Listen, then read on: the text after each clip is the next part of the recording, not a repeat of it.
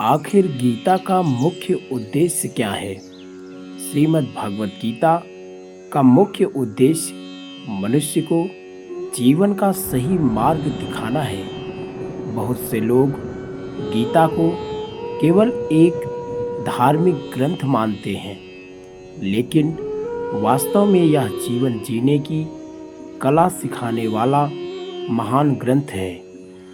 गीता का उपदेश उस समय दिया गया था जब अर्जुन कुरुक्षेत्र के युद्ध मैदान में मोह, भ्रम और निराशा से घिर गए थे। वे अपने ही संबंधियों के विरुद्ध युद्ध करने से हिचकिचा रहे थे।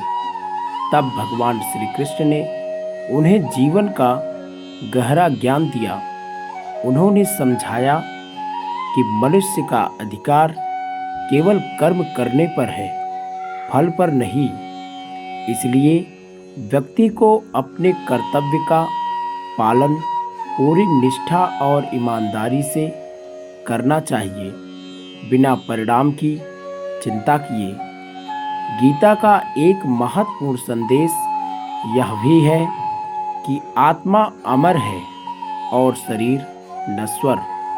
जन्म और मृत्यु केवल शरीर के लिए है, आत्मा के लिए नहीं। इसलिए मनुष्य को भय, मोह और अहंकार से ऊपर उठकर सत्य और धर्म के मार्ग पर चलना चाहिए। गीता हमें सिखाती है कि जीवन में चाहे कितनी भी कठिन परिस्थितियां क्यों ना आए, हमें धैर्य नहीं खोना चाहिए।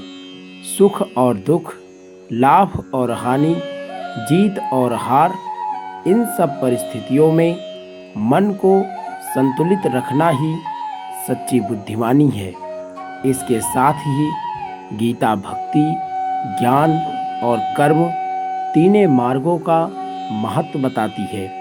भगवान श्री कृष्ण कहते हैं कि जो व्यक्ति सच्चे मन से भगवान का स्मरण करता है, अपने कर्तव्यों का पालन करता है और दूसरों के प्रति प्रेम तथा करुणा रखता है, वह जीवन में शांति और अंततः मोक्ष को प्राप्त कर सकता है।